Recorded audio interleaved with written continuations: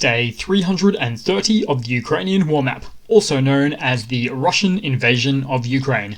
Juzzy here, and today is another update as I take a simplified and down-to-earth approach to some of the most important happenings on the ground in Ukraine.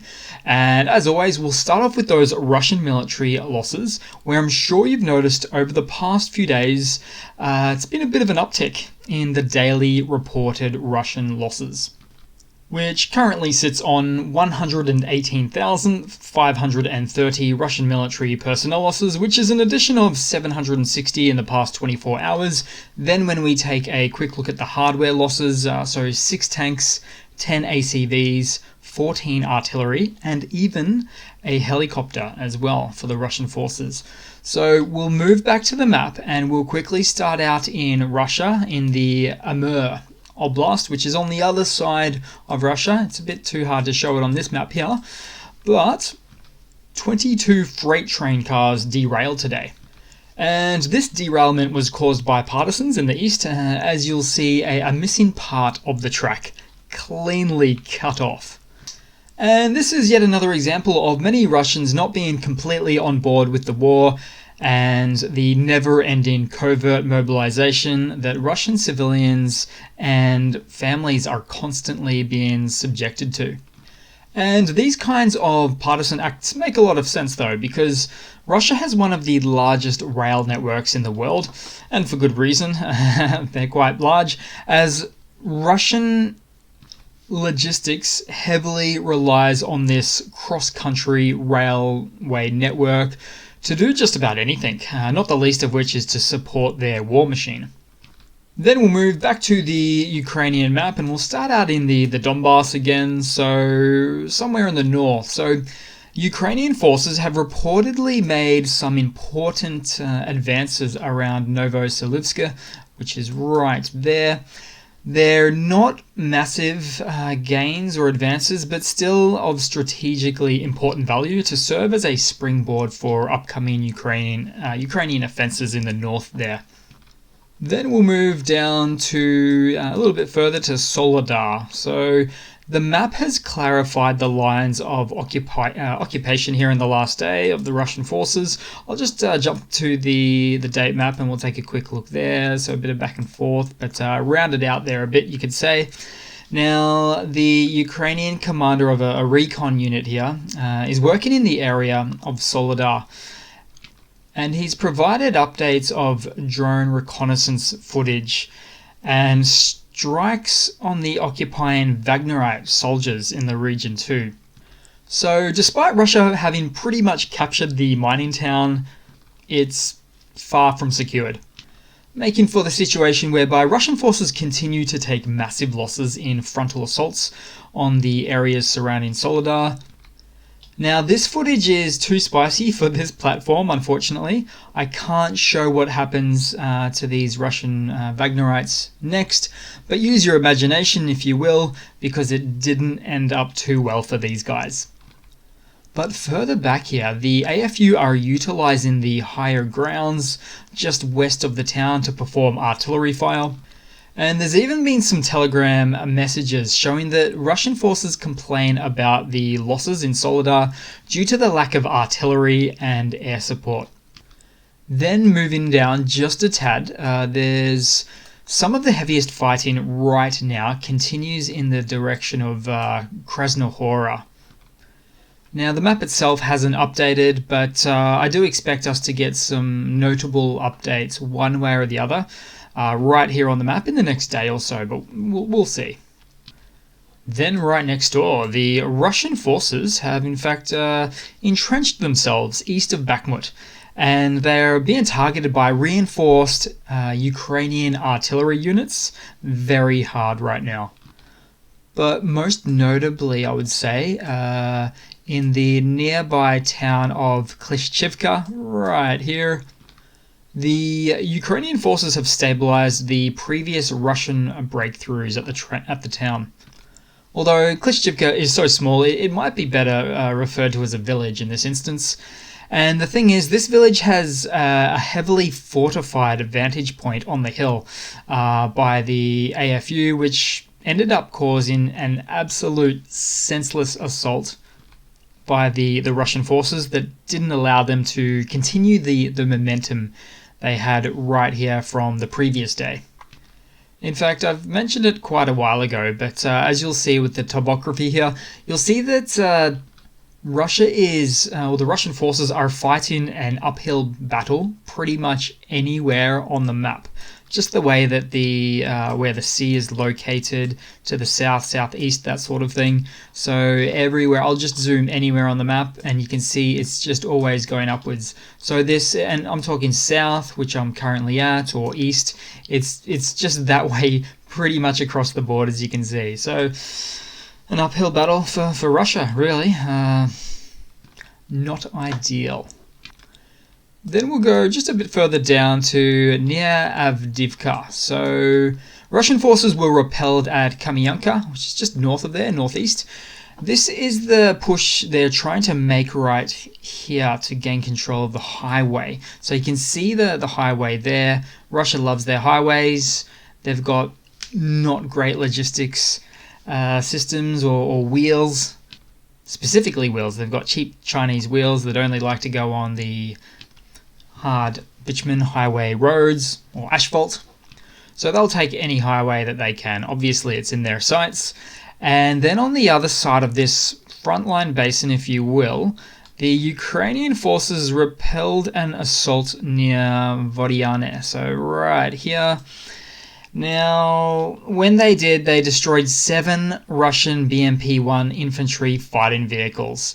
Now, I don't have any photos for that engagement as yet, but it was just 4 days ago when Ukraine took out more it was 5 more of these BMP vehicles from a Russian assault in Avdiivka in particular. Which begs the question, why is Russia continuing to use infantry fighting vehicles in frontal assaults instead of tanks? They've opted instead to use Soviet-era BMPs produced in 1966. But of course the real reason there is, so it turns out in this war, the Russian forces are constantly under-equipped. And when they are equipped, it's with old hardware that's not exactly fit for purpose. Then zooming out, really just somewhere in the east here, yet another Russian Ka-52 attack helicopter was downed just today. And I talk about this a bit, but never mind that they're about $14 million a piece. Russia's ability to produce these things have become severely limited, as Russia has been all but kicked out of the global supply chains necessary to actually produce these aircraft. The choppers, as my native dialect would call them. Then we'll move across on the map and let's have a look. So the Kherson situation is still such that Russian forces continue shelling recently liberated villages close to the Dnipro River, just along the north bank there on the recently liberated side. But Ukrainian counter-battery fire appears to be turning into a well-oiled machine at the moment, as it works almost constantly to return higher precision artillery strikes right back at the Russian positions. Oh, and also there's sabotage and reconnaissance operations, so Ukrainian units that still continue here, as the AFU look to get an inroad to the south side.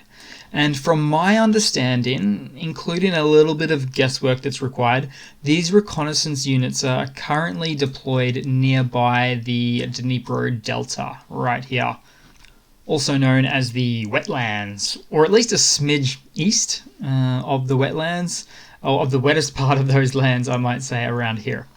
Previously, some of these reconnaissance units were at the edge of the Kinburn Spit, but it just didn't work out for them. Russia had that place fairly well controlled, so they're just taking it from a different angle now. Then we'll move across to some news for today. So the USA is about to announce its next military aid package to Ukraine, which is likely to be one of the biggest to date.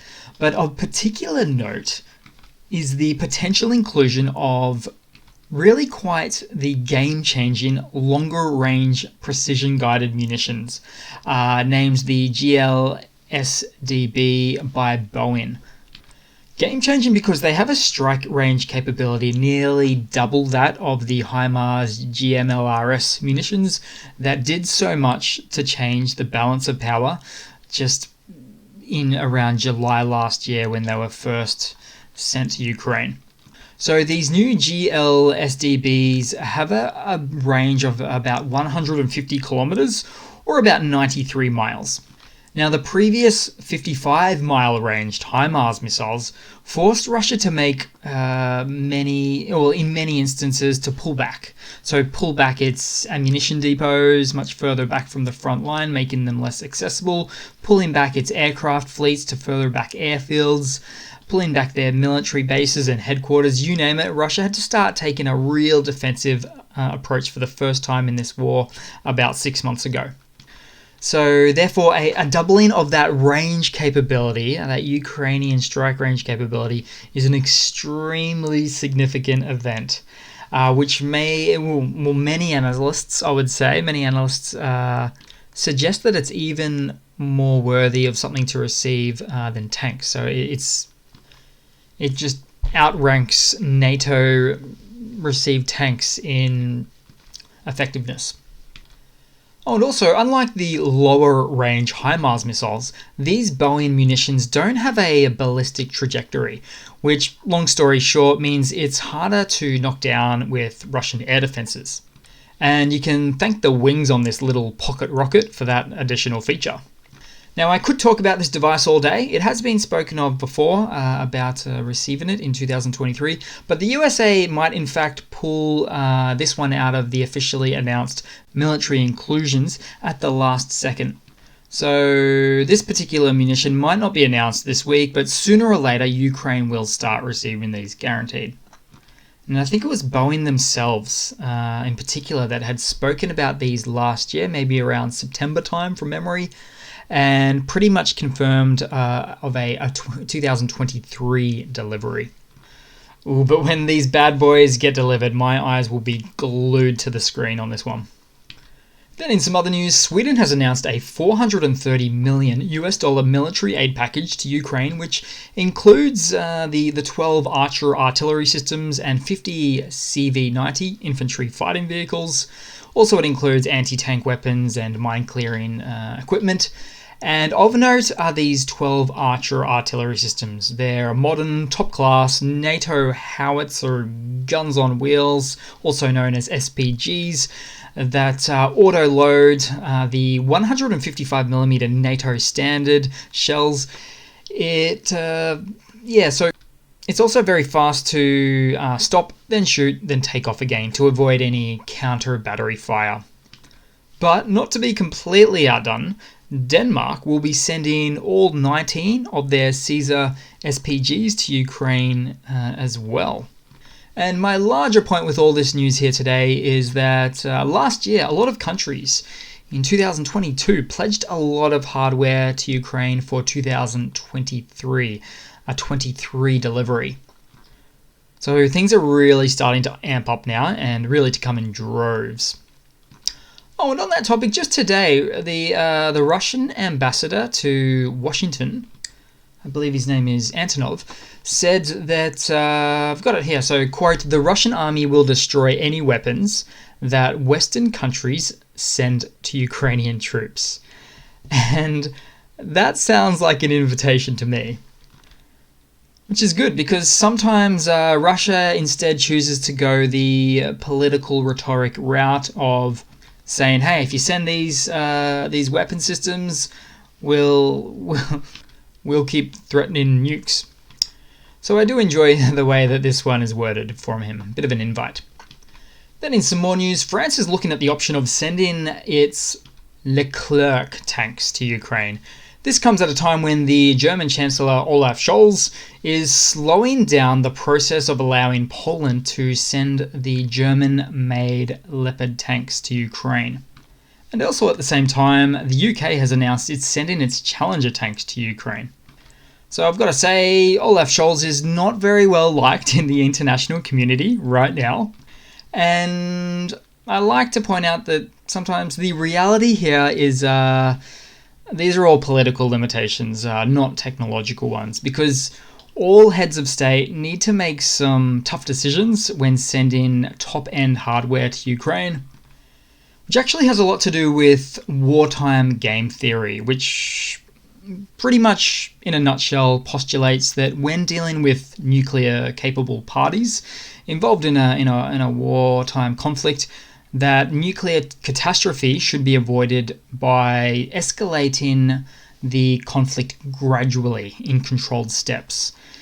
So in other words, sending game-changing hardware like tanks quite slowly in small and fairly unnoticeable volumes to begin with. The idea is that by escalating the conflict in a controlled manner, both sides can increase the pressure without crossing the nuclear threshold.